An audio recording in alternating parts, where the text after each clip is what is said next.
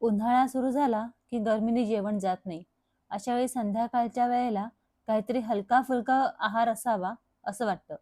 त्यावेळी ही कढी खिचडी एकदा नक्की ट्राय करा. जरा वेगळ्या पद्धतीने बनवली आहे, पण खूप भारी लागते. इथे काय केलंय मी 1 वाटी तांदूळ घेतलेला आहे आणि अर्धी वाटी मुगाची डाळ. समप्रमाणात घ्यायचं नाही. अ, जेवढा तांदूळ घेतलाय त्याच्या अर्धी आपल्याला मुगाची डाळ घ्यायची आहे. ह्याच्यामध्ये पाणी घालून स्वच्छ धुवून घ्यायचं हे डाळ आणि तांदूळ आणि मग हे कुकरला लावून घ्यायचे आपल्याला. बनवायला अतिशय सोपं आहे ही कढी खिचडी आणि खायला तेवढीच टेस्टी लागते. संध्याकाळच्या वेळेला अगदी अर्ध्या तासामध्ये तुम्ही बनवून तयार करू शकता. आता इथे डाळ मी स्वच्छ धुवून घेतलेली आहे. काय करायचं ही डाळ आणि तांदूळ जे आहे ते डायरेक्ट कुकरमध्येच आपल्याला लावून घ्यायचंय. इथे कुकर घेते, कुकरमध्ये हे घालून घ्यायचं आणि साधारण आता ह्याचं पाणी जे आहे ते आपल्याला आपण काय करतो साधारण डाळ खिचडी बनवताना पाणी त्याच्या दुप्पट घेतो तांदळाच्या. तर इथे चौपट घ्यायचंय म्हणजे जर 1 वाटी डाळ आणि तांदूळ असतील तर 4 वाट्या पाणी असं घ्यायचं आहे. तर मी इथे साधारण 5 वाट्या पाणी घेतलेलं आहे. 1.5 वाटी डाळ तांदळाला. कारण की हे आपल्याला एकदम मऊ आणि स्मूथ अशी खिरीसारखी आपल्याला खिचडी बनवून घ्यायची आहे. आता ह्या डाळ तांदळामध्ये आपल्याला मीठ घालायचंय. थोडंसं अ, हळद घालायची आहे आणि तूप घालायचं. तुपाने काय होतं एक खूप छान असा वास येतो. म्हणून ह्याच्यामध्ये तूप घालून घ्यायचं आणि मग शिट्टी आपल्याला झाकण लावून साधारण 4 शिट्ट्या करून घ्यायच्यात. एकदम स्मूथ आपल्याला ते शिजवून घ्यायचंय. आपल्याला ह्याचा भात तयार करायचा नाहीये.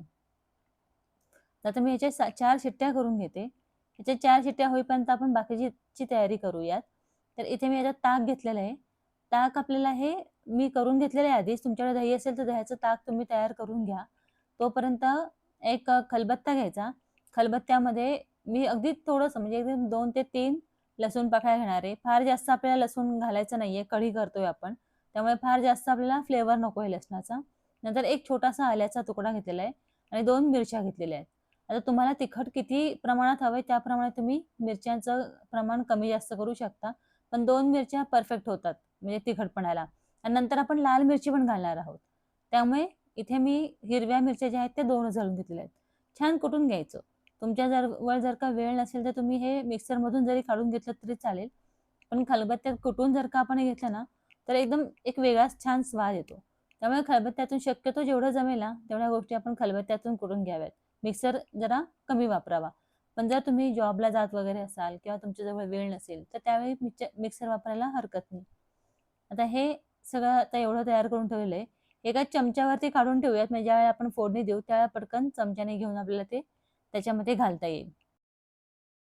आता इथे कुकर तयार झालेला आहे.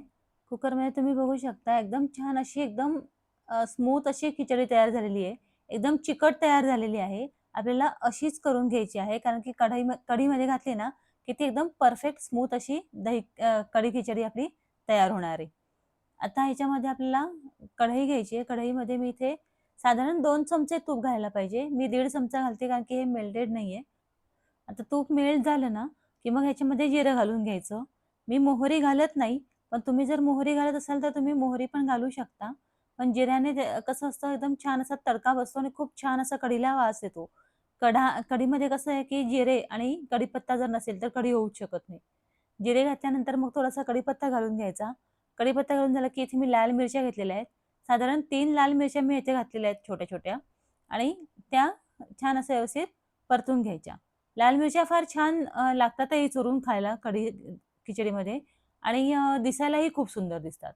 आता ह्याच्यामध्ये तयार केलेला खरडा घालून घ्यायचा. नंतर अर्धा चमचा हळद आणि अर्धा चमचा हिंग घालायची.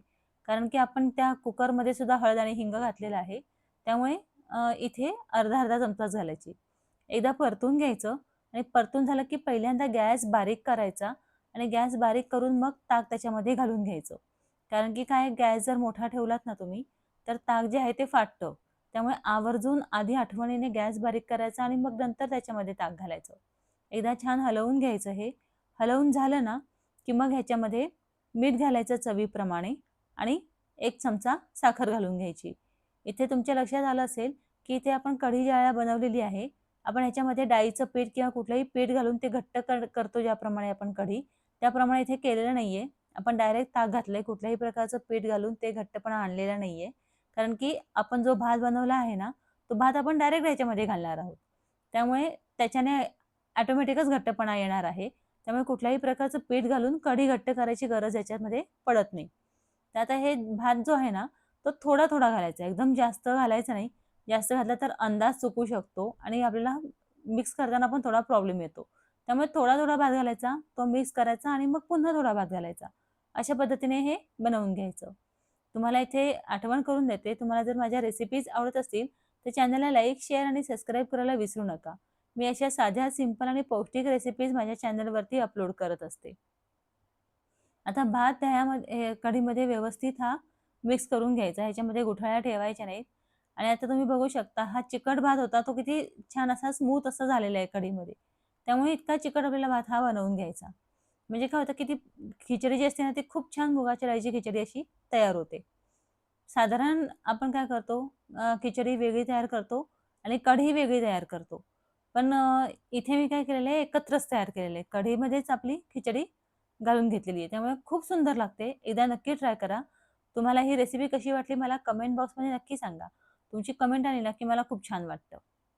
आता ही खिचडी आणि कढी जी आहे ती एक 5 मिनिटं शिजू द्यायची. व्यवस्थित एकजीव झाली पाहिजे आणि शिजली पाहिजे आणि ह्याच्यातल्या सगळ्या गुठळ्या काढून घ्यायच्या. हे बघा जसं मी केलंय तसं. तुम्ही बघू शकता किती स्मूथ अशी ही खिचडी तयार झालेली आहे. आता ह्याच्यावरती कोथिंबीर घालून घ्यायची. कोथिंबीर अगदी शेवटी घालायची म्हणजे त्याचा वास मरत नाही. तर कोथिंबीर घालून झाली की पुन्हा एकदा हलवून घ्यायचं. आपली ही कढी खिचडी तयार होते. एकदा तुम्हीही अशा पद्धतीने नक्की खरंच ट्राय करा. खूप सुंदर लागते. मी खात्रीने सांगते घरातल्या लहानांपासून मोठ्यांपर्यंत सगळेजण आवडीने खातील एवढी सुंदर होते. आणि संध्याकाळच्या वेळेला काय आहे ना, अगदी अर्ध्या तासामध्ये तुम्ही बनवू शकता. फार काही इन्ग्रीडियंट्स पण याच्यामध्ये लागत नाहीत. आता बाउलमध्ये ही खिचडी काढून घ्यायची. खिचडी ज्यावेळेला तुम्ही वाढाल ना खायला, त्यावेळेला त्याच्यावरती एक चमचाभर तूप घालून वाढा.